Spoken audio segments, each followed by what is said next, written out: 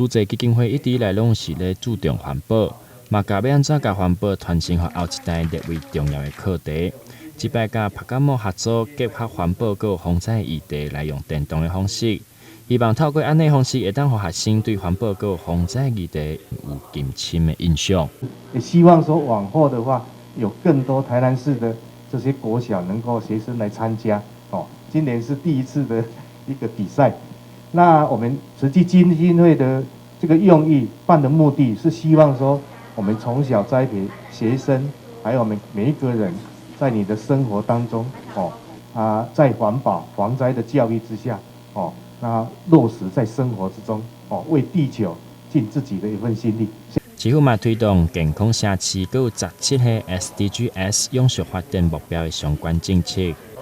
期待会当达成永续环境的目标。市长会体嘛特别来到现场，为台南市得到前10名的同学来颁奖，并予因支持佮有勉励。在灌输正确的环保啦，还有防灾的概念，能够成为这个虚拟世界中的环保防灾勇士，在真实世界中又可以学习到环保防灾的知识这些这个我们非常感谢慈济基金会能够有这样子的好的一个活动。那举办我们也希望鼓励更多的我们的同学能够参与。那这个听说现在接下来要打全国赛，还要打国际杯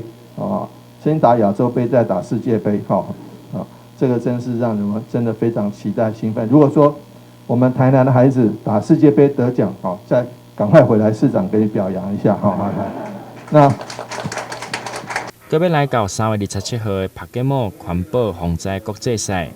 市长会替勉励前3名代表台南出赛的同学，会当搁一摆创下好的成绩，做伙会当成为台湾台南的之光。台南新闻刘品言采访报道。